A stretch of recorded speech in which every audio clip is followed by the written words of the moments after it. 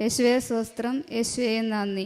അമ്മയ്ക്കും തിരുക്കുമാരനും കോടാനുകോടി നന്ദി. എൻ്റെ പേര് ജെസ്സി ജോസഫ്. ഞാൻ ചമ്പക്കുളത്തുനിന്ന് വരുന്നു.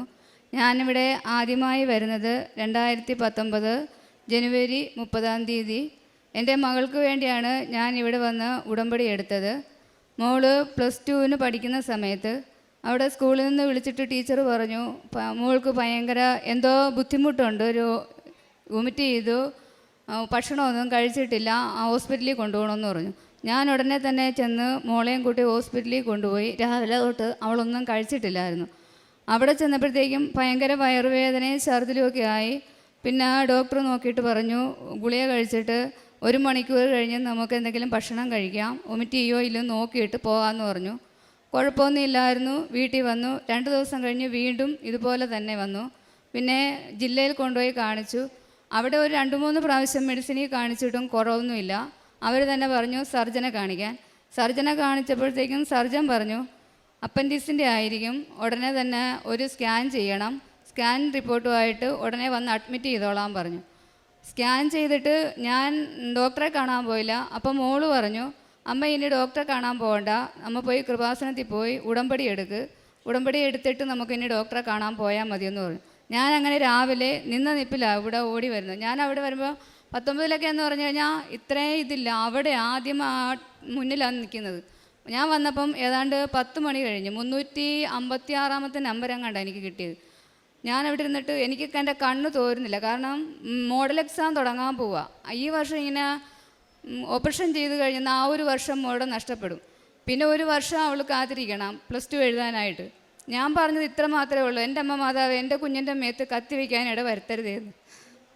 ഞാനിവിടെ വന്ന് ഉടമ്പടി എടുക്കാനായിട്ട് ടോക്കൺ എടുക്കാൻ ലൈനിൽ നിൽക്കുമ്പം മോള് വിളിച്ചിട്ട് പറഞ്ഞു, അമ്മ എനിക്കിപ്പോൾ ഒത്തിരി കുറവുണ്ട്, അമ്മ ഉടമ്പടി എടുത്തിട്ട് വാ, ഇനി ആശുപത്രിയിലൊന്നും പോകുന്നില്ല എന്ന് പറഞ്ഞു. ഞാൻ ഉടമ്പടി എടുത്തു. രാത്രിയായി ഞാനങ്ങ് ചെന്നു. പിറ്റേന്ന് സ്കാൻ റിപ്പോർട്ടുമായിട്ട് സർജനെ കാണാൻ ചെന്നപ്പം വേറൊരു സർജനായിരുന്നു. ഡോക്ടർ പറഞ്ഞു അവൾക്ക് ഒരു കുഴപ്പമില്ല, മൂത്രത്തിൻ്റെ ഇൻഫെക്ഷനാണ്, അല്ലാതെ അപ്പൻഡിക്സിൻ്റെതായിട്ടുള്ള യാതൊരു ലക്ഷണവും ഇല്ല എന്ന് പറഞ്ഞു. അതൊന്നാമത്തെ സാക്ഷ്യം. രണ്ടാമത് എൻ്റെ നാത്തൂന് ഭയങ്കര ചുമയായിരുന്നു.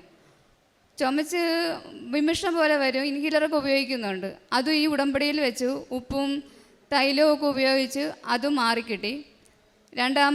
മൂന്നാമത് വെച്ചത് മോള് ഒരു പ്രാവശ്യം പോലും മാത്സിന് ജയിച്ചിട്ടില്ല. +2 മോഡൽ നടന്നിട്ടും മാത്സിന് ജയിച്ചിട്ടില്ല. ഞാൻ പറഞ്ഞു, മാതാവേ ജയിച്ചാൽ മതി, ഒന്ന് പാസ്സാക്കി തന്നാൽ മതി, വേറൊന്നും വേണ്ട, ഒത്തിരി മാർക്കൊന്നും തന്നു അനുഗ്രഹിക്കുകയൊന്നും വേണ്ട, ഒന്ന് പാസ്സാക്കി തന്നാൽ മതി, തോൽറ്റ് പോകാൻ ഇട വരുത്തരുതെന്ന് മാത്രമേ പറഞ്ഞുള്ളൂ. പക്ഷേ റിസൾട്ട് വന്നപ്പം 78% മാർക്ക് കൊടുത്തു. അവൾക്ക് നല്ലൊരു നഴ്സിംഗ് കോളേജിൽ അഡ്മിഷനും നൽകി. 4മത് വായിച്ചത് എൻ്റെ ഹസ്ബൻഡിൻ്റെ മുട്ടുവേദനയായിരുന്നു. ഇന്ത്യൻ ക്ലോസറ്റിലൊന്നും ഇരിക്കാൻ പറ്റത്തില്ല. അതും ഇതിനകത്ത് വെച്ചു പ്രാർത്ഥിച്ചു. തൈലവും ഉപ്പും തേനും ഒക്കെ ഉപയോഗിച്ചത് വഴി യാതൊരു കുഴപ്പവും ഇല്ലാതെ ഇപ്പോൾ ഒരു കുഴപ്പമില്ല, ഒരു ഡോക്ടറെയും കണ്ടില്ല, മരുന്നും കഴിക്കുന്നില്ല. ഇനി ബാക്കിയുള്ളത് എൻ്റെ മോള് പറയും. അമ്മ മാതാവിനും യേശു തിരുക്കുമാരനും ഒരുപാട് നന്ദി. എൻ്റെ പേര് ജോസ്ന. എനിക്ക് വേണ്ടിയാണ് 2019 അമ്മ ഇവിടെ വന്ന് ഉടമ്പടി എടുത്തത്. 2019 ആ സമയത്തൊന്നും എനിക്ക് ഉടമ്പടി എന്താണ്, കൃപാസനത്തിൽ പ്രാർത്ഥന നടക്കുന്നുണ്ട്, മാതാവിൻ്റെ ഒരു പള്ളിയാണ്, ഇത്ര മാത്രമേ എനിക്ക് അറിയത്തുള്ളൂ. ഞാനന്ന് +2 പഠിക്കുകയാണ്.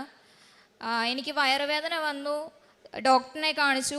ഡോക്ടർ ഉറപ്പിച്ച് പറഞ്ഞു അപ്പൻഡിസൈറ്റിസ് ആണ്, ഓപ്പറേഷൻ ചെയ്യണം, വെച്ചുകൊണ്ടിരിക്കാൻ പറ്റത്തില്ല. എനിക്ക് വല്ലാണ്ട് ടെൻഷനായി. കാരണം അത് ജനുവരി മാസമാണ്, ഫെബ്രുവരി മാസം മോഡൽ എക്സാം തുടങ്ങും, മാർച്ച് മാസം ഫൈനൽ എക്സാമും. എന്തെടുക്കുമെന്നറിയാതിരുന്നു. പെട്ടെന്ന് അമ്മയോട് പറഞ്ഞു, അമ്മ പോയി ഉടമ്പടി എടുക്ക്, അത് കഴിഞ്ഞിട്ട് നമുക്ക് ആശുപത്രി പോകാമെന്ന് പറഞ്ഞു. അമ്മ ഉടമ്പടി എടുത്തു. പിറ്റേ ദിവസം സ്കാൻ ചെയ്തു. റിപ്പോർട്ടുമായിട്ട് ഡോക്ടറിനടുക്ക് ചെന്നു. അന്ന് കണ്ട ഡോക്ടറിനെ കാണാൻ പറ്റിയില്ല, വേറൊരു ഡോക്ടറിനെ കണ്ടു. ഡോക്ടർ പറഞ്ഞു ഒരു പ്രശ്നവും ഇല്ല, അപ്പൻഡിസൈറ്റിൻ്റെ ആയിട്ടുള്ള ഒരു പ്രശ്നവും ഇല്ല, അവൾക്ക് യൂറിൻ്റെ ഇൻഫെക്ഷനാണ്, അതിന് ഒരു മാസത്തെ മരുന്ന് കഴിച്ചാൽ മതി, വേറൊരു പ്രശ്നമില്ല, ഓപ്പറേഷനൊന്നും ഒരു ആവശ്യവും ഇല്ല എന്ന് പറഞ്ഞു. അമ്മയ്ക്കും തിരുക്കുമാരനും ഒരുപാട് നന്ദി. പിന്നെ എൻ്റെ +2 മാർക്കാണ്. എനിക്ക് മാത്സിന് ഞാൻ വല്ലാണ്ട് പുറമോട്ടായിരുന്നു, പാസ്സാകത്തേയില്ല. അബദ്ധത്താൽ അങ്ങനെ ഞാൻ പാസ്സായാലും ബോർഡർ ലൈൻ മാർക്കായിരിക്കും. എത്ര മാർക്ക് വേണോ ആ മാർക്കിൽ ഞാൻ ജയിച്ച് നിൽക്കും, അല്ലാതെ ഒരു മാർക്ക് പോലും എനിക്ക് കൂടത്തില്ലായിരുന്നു.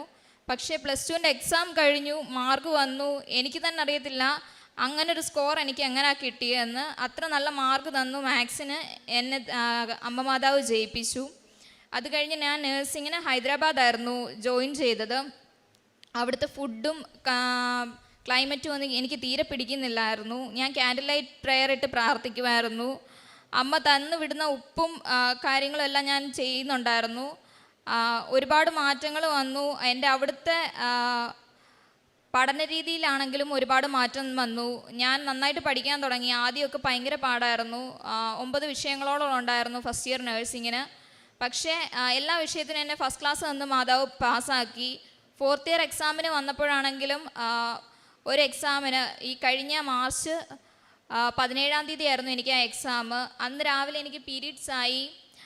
വല്ലാണ്ട് ബുദ്ധിമുട്ടായിരുന്നു. 10 മണിക്ക് എക്സാം തുടങ്ങി.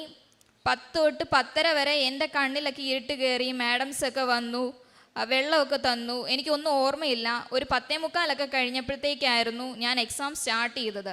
എനിക്ക് എസ്സേ ക്വസ്റ്റ്യൻ ഒന്നും എഴുതാൻ പോലും പറ്റിയില്ല. എക്സാം എഴുതി കഴിഞ്ഞു, ഞാൻ ഇറങ്ങി. അന്ന് എൻ്റെ കയ്യിൽ കാശുരൂപമുണ്ട്. ഞാൻ ആ കാശുരൂപം മുറുക്കെ പിടിച്ചായിരുന്നത്.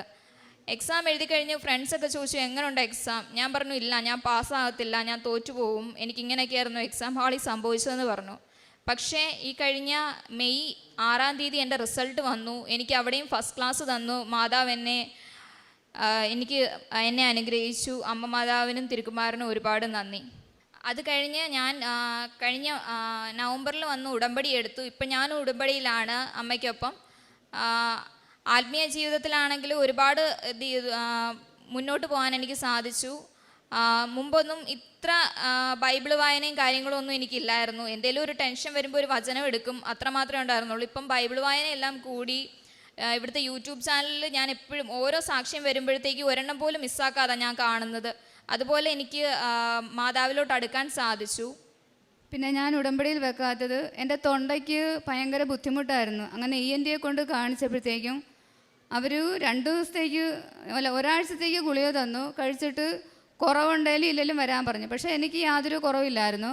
അപ്പോൾ അവർ പറഞ്ഞു എൻഡോസ്കോപ്പി ചെയ്ത് നോക്കാമെന്ന് പറഞ്ഞു. എൻഡോസ്കോപ്പി ചെയ്യാനായിട്ട് ഞാൻ അവിടെ കയറിയപ്പോൾ തൊട്ടും വിശ്വാസ പ്രമാണം ചൊല്ലിയിരിക്കും ഒരു കുഴപ്പവും ഉണ്ടാവില്ലേന്ന്. എൻഡോസ്കോപ്പി കഴിഞ്ഞു. അവർ പറഞ്ഞു നീ പേടിക്കുന്നത് പോലൊന്നും നിൻ്റെ തൊണ്ടയ്ക്കില്ല. അവിടെ എന്നെ എൻ്റെ അമ്മ മാതാവും തിരുക്കുമാരനും കാത്തു സംരക്ഷിച്ചു. ഇത്രയും അനുഗ്രഹങ്ങൾ തന്ന അമ്മയ്ക്കും തിരുക്കുമാരനും കോടാനുകോടി നന്ദി.